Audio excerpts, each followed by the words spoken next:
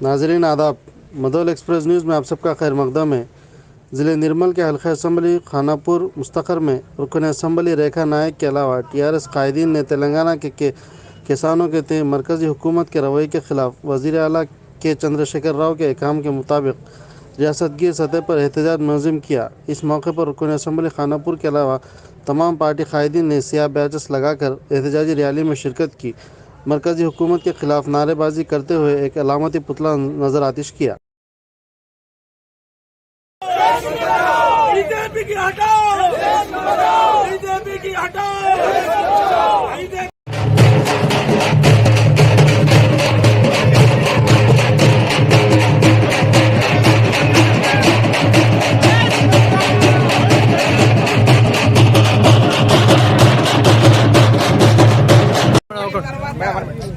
ఈరోజు రైతుల గురించి ఏ ప్రభుత్వం ఆలోచించిందనేది రైతులు కూడా ఆలోచించాలి. ఎందుకంటే గౌరవ ముఖ్యమంత్రి గారు స్వయంగా ఒక రైతు బిడ్డ, మనమందరము రైతు బిడ్డలు. ఈరోజు తెలంగాణ రాష్ట్రం ఏర్పడిన తర్వాత చెరువులు, కుంటలు, కాలువలు, ప్రాజెక్టులు కట్టడము కేవలం తెలంగాణ రాష్ట్రం ఏర్పడిన తర్వాతనే అయింది. గతంలో మనం చూస్తుండే రైతు అనేది ఎంతో మంది ఆత్మహత్య చేసుకున్నారు. వాళ్ళకి కరెంటు లేక, మళ్ళీ నీళ్లు లేక, మరి రోడ్డు మీద వచ్చి ధర్నాలు చేస్తుండే. ఈ రోజు ఆ పరిస్థితి లేదు. మనం చూసాం మొన్న ఎంత పంట మనకి పండిందో. ఖచ్చితంగా గౌరవ ముఖ్యమంత్రి గారు ఈ రోజు ఒకటే, రైతులు ఎవరు నష్టపోవద్దు, రైతులందరూ బాగుపడాలనేదే కోరిక ఉంది. కాబట్టే ఇవన్నీ రైతు బంధు ఎందుకు పెట్టారు? అసలు ఏ ప్రభుత్వమైనా ఇత్తనాల కోసం అని మనం చెప్పులు పెట్టుకొని మరి రోడ్డు మీద ధర్నాలు చేసిన రోజులు కూడా ఉన్నాయి.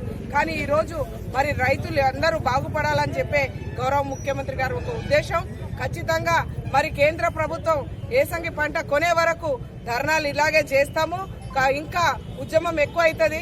కాకపోతే ఈ రోజు వాళ్ళు ఒకవైపు ఏం చెప్తున్నారు, మీరు పంటలు వేసుకోమంటున్నారు, ఒకవైపు మేము కొనమంటున్నారు. మరి మాయ మాటలు చెప్పేసి ప్రజలకి మోసం చేస్తున్నారు.